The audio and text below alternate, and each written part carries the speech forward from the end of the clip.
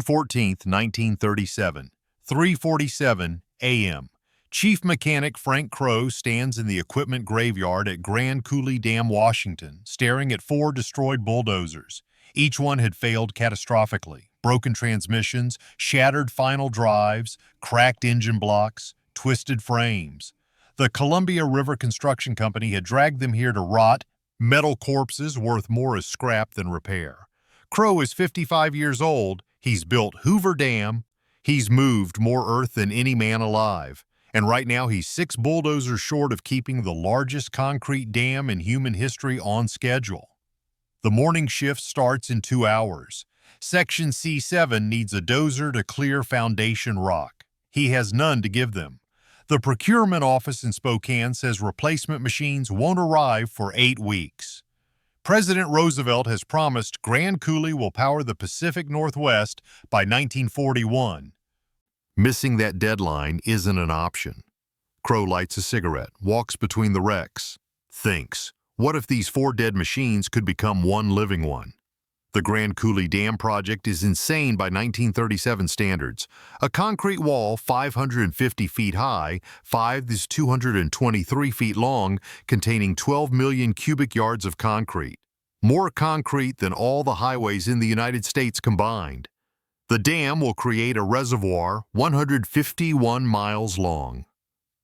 It will generate enough electricity to power every home in 6 western states. But first, someone has to move 22 million cubic yards of overburden. That's the dirt and rock covering the bedrock foundation. You can't pour concrete on soil. You need virgin basalt, hard, clean, level basalt. That's where the bulldozers come in. Caterpillar D8s mostly. Each one weighs 17 tons, powered by a diesel engine producing 130 horsepower. They can push 8 cubic yards of material at a time. On a good day, one D8 can move 1,200 yards of overburden. On a bad day, it breaks. The Grand Coulee site breaks them constantly. The basalt here is volcanic, jagged, unforgiving. Dozer blades hit embedded boulders at full speed and the whole machine shudders. Transmissions crack. Track pins shear. Hydraulic lines rupture. In the first 6 months of 1937 alone, Columbia River Construction has written off 23 bulldozers as total losses. Frank Crowe doesn't accept total losses. He accepts problems that can be solved with enough welding rod and pure stubbornness. By 6 a.m., he's assembled a team. Walt Hendricks, master welder. Tom Yost, hydraulic specialist. Pete Larson, transmission expert. Carlos Mendez, the best fabricator on site.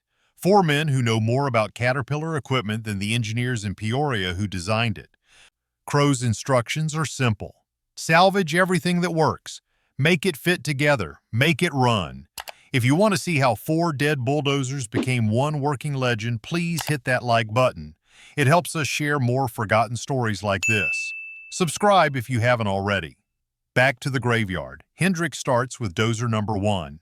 A D8 that threw a track at full speed, rolled twice, and landed upside down in a ravine. The operator walked away with bruises. The machine wasn't so lucky. The cab is crushed flat. The engine block has a fist-sized crack. The frame is bent like a horseshoe. But the transmission is perfect. 180 pounds of machined steel gears completely intact. Hendricks and Larson spend 4 hours unbolting it, lifting it free with a chain hoist, setting it aside on wooden blocks. Dozer number 2 had a different problem. The engine ran fine until the moment the connecting rod decided to exit through the side of the crankcase at 1,800 RPM. Metal shrapnel destroyed everything forward of the firewall, but the final drives, the massive gear assemblies that transfer power to the tracks, survived without a scratch. Yost pulls them both. Each weighs 320 pounds.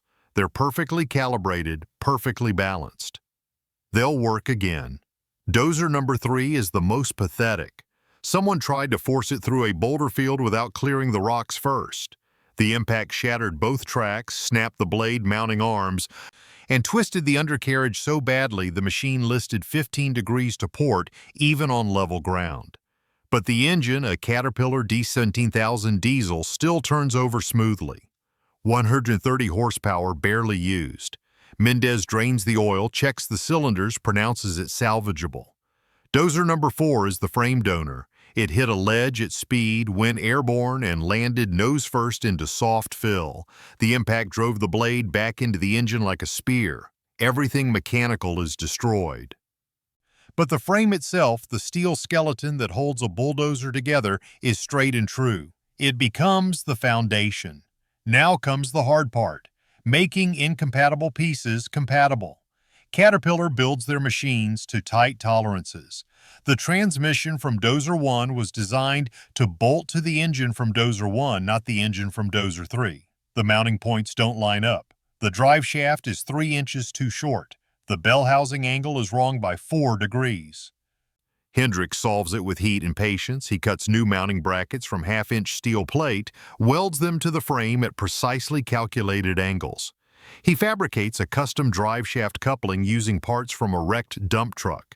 He shims the transmission with machined spacers until everything aligns within 1/1000th of an inch. The final drives present a different challenge. They're designed to mount on factory-spec axle housings.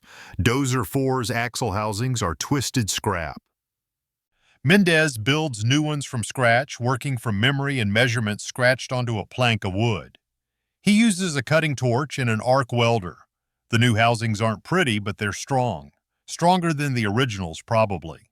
By June 17th, the Frankenstein Dozer has a frame, an engine, a transmission, and final drives.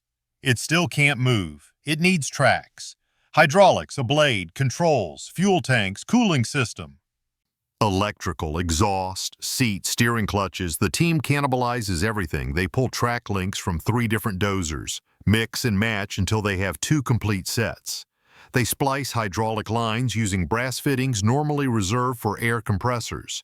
They mount a blade from a D7, which is slightly smaller than standard, but lighter and easier to control. The fuel tank comes from a Diamond T truck. The seat comes from a scrapped grader. The steering wheel comes from someone's personal Ford pickup, donated reluctantly after Crowe offers $50 cash. Nothing matches. The paint is 3 different colors. The serial numbers are gibberish. The engine sounds rougher than a factory D8 because Mendez had to hand-file the piston rings to compensate for slight cylinder wear. But on June 20th, 1937, at 2:15 p.m., Carlos Mendez turns the key. The engine coughs, catches, settles into a lumpy idle. Hendricks engages the transmission. The Frankenstein Dozer lurches forward 3 feet, stops, lurches again. The crowd of workers who've gathered starts cheering. Tom Yost climbs into the seat, works the controls, figures out the quirks. The left steering clutch grabs harder than the right. The blade drops faster than it raises. The whole machine vibrates like it's trying to shake itself apart. But it moves, it pushes, it works. Section C7 gets their bulldozer that afternoon. The operator, a Montana cowboy named Jim Reeves, approaches it skeptically. He's heard the stories. 4 wrecks welded into one machine. He figures it'll last maybe a day before something catastrophic fails. He's wrong. The Frankenstein Dozer runs for 16 hours straight. It clears 940 cubic yards of overburden, which is actually above average for a D8 on that terrain. The hydraulics leak slightly. The engine runs hot, but nothing breaks. June 21st, another 14 hours, 880 yards moved. June 22, 12 hours, the left track throws itself twice, but Reeves gets good at reinstalling it, 750 yards. By the end of the month, the Frankenstein Dozer has logged 287 operating hours without a major failure. Columbia River Construction's procurement office finally delivers the replacement Dozers from Spokane. Brand new D8s, fresh from the factory, painted Caterpillar yellow, guaranteed reliable. Jim Reeves requests to keep the Frankenstein. He's learned its rhythms. He knows exactly how hard to push before the transmission starts grinding. He knows the engine needs to warm up for 20 minutes every morning or it'll stall under load. He knows the blade wants to drift left, so you compensate by steering slightly right. The Frankenstein Dozer works through the summer of 1937, through autumn, through the winter when temperatures drop to 15 below and normal Dozers refuse to start. The Frankenstein starts. Its mismatched parts seem to generate their own heat, their own stubbornness. By March 1938, it's moved more total material than any other single machine on the Grand Coulee project. The accountants calculate it saved Columbia River construction approximately $127,000 in equipment costs and schedule delays. That's real money in 1938. That's the difference between profit and loss on a section of work. Frank Crowe gets promoted. Walt Hendricks gets a raise. The Frankenstein Dozer gets a reputation. Workers start treating it like a good luck charm. If the Frankenstein is running, the day will go well. If it's down for repairs, something else will inevitably break. There's no logic to this superstition, but construction sites run on superstition as much as diesel fuel. The dozers from Spokane, the factory-fresh machines, start breaking one by one. Cracked blocks, failed transmissions, sheared pins, the things that always break.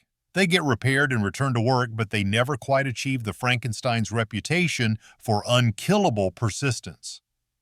Grand Coulee Dam pours its first concrete on December 6, 1935. The last concrete goes in on January 1, 1942. 7 years of continuous work. 3 shifts, 24 hours a day, 365 days a year. The completed dam is the largest concrete structure in the world. It remained so until 2003. The Frankenstein Dozer works until August 1941. That's 4 years and 2 months of constant operation, built from parts that were supposed to be scrap metal. On its final day, the same transmission salvaged from Dozer number 1 back in June 1937, finally gives up. A gear tooth shears under load. The whole assembly seizes. The engine stalls. Jim Reeves climbs down from the seat, pats the twisted metal hood, walks away. Columbia River construction drags the Frankenstein back to the equipment graveyard where it was born. This time, there's no resurrection. The frame goes to the scrap dealer. The engine gets rebuilt and installed in a water pump. The final drives go into a replacement D8. The blade gets mounted on a different machine entirely. Parts of the Frankenstein Dozer are probably still working somewhere. That's how these machines die. They don't disappear. They just get redistributed, one component at a time, until nothing remains of the original except stories. And the story is this. In the summer of 1937, when the biggest construction project in American history was 6 bulldozers short of impossible, 4 wrecked machines became one legend. Not through engineering genius or corporate efficiency, but through pure improvisation, through the kind of practical problem-solving that happens when failure isn't an option and procurement takes 8 weeks. Frank Crowe knew something that management consultants and efficiency experts often forget. Sometimes the best tool isn't the newest one or the most expensive one. Sometimes it's the tool you can build right now from whatever's available and then make work through sheer determination. The Frankenstein Dozer moved 47,000 cubic yards of overburden in its 4-year life. That's enough material to build a pyramid 200 feet on each side and 100 feet tall. It did this with parts from 4 different machines, held together by welds, hope, and the understanding that sometimes the impossible just needs the right mechanic. Grand Coulee Dam generates 6,809 megawatts of electricity today. It irrigates 671,000 acres of Columbia Basin farmland. It provides flood control for the entire Pacific Northwest. Millions of people depend on it daily. None of them have heard of the Frankenstein Dozer, but they benefit from the mindset that created it. The idea that when something breaks, you don't wait for a replacement. You fix it. You improvise. You make it work.